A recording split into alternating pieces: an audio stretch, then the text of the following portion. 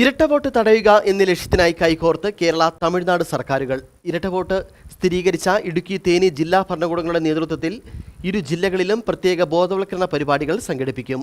തെരഞ്ഞെടുപ്പ് ദിവസങ്ങൾ വരെ സമാന പരിപാടികൾ ജില്ലയിൽ വ്യാപകമായി സംഘടിപ്പിക്കാനാണ് ഇരു ജില്ലാ ഭരണകൂടങ്ങളും തീരുമാനിച്ചിരിക്കുന്നത്. കേരള തമിഴ്നാട് അതിർത്തി മേഖലകളിൽ ഇരട്ടയോട്ട് വ്യാപകമാകുന്നുവെന്ന് പരാതി ഉയർന്നിരുന്നു.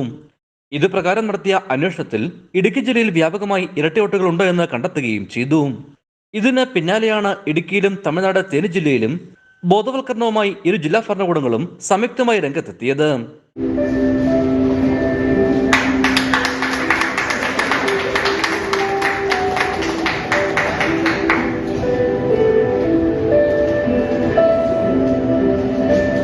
ബോധവൽക്കരണത്തിന്റെ ഭാഗമായി തമിഴ്നാട്ടിൽ നിന്നും കേരളത്തിലേക്ക് സൈക്കിൾ റാലി സംഘടിപ്പിച്ചു.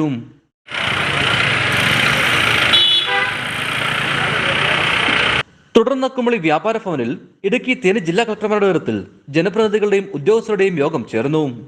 ഇടുക്കി ജില്ലകളിലെ വിവിധ വനമേഖലകളിലെ കുടികളിലെ ഒരു മൂപ്പന്മാരുമായി ചർച്ചകൾ സംഘടിപ്പിച്ചു.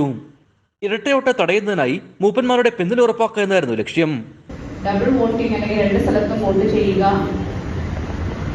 അത് ശരിയല്ല എന്ന് എല്ലാവരെയും ബോധ്യപ്പെടുത്തുന്നതിനും ധാർമ്മികപരമായി നമ്മുടെ മനസാക്ഷിയെ മുൻനിർത്തിക്കൊണ്ട് ജനാധിപത്യത്തിന്റെ ഈ ഒരു വലിയ പ്രക്രിയയിൽ നമ്മുടെ വോട്ടവകാശം വിനിയോഗിക്കുക എന്ന ഒരു ഭരണഘടനാപരമായ ഒരു അവകാശം വിനിയോഗിക്കുക എന്നത് നമ്മുടെ ഓരോരുത്തരെയും കടമയാണ്. അത് ആ രീതിയിൽ തന്നെ ഉൾക്കൊണ്ടുകൊണ്ട് വേണം നമ്മുടെ ഈ തെരഞ്ഞെടുപ്പിനെ സമീപിക്കുക.